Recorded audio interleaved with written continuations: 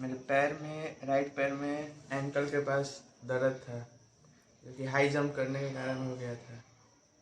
मोड़ करके बैठने में नहीं हो पाता था। ये यहाँ आए, जिसके बाद हाँ वही दर्द के इलाज किए, अभी अच्छा महसूस कर रहे हैं।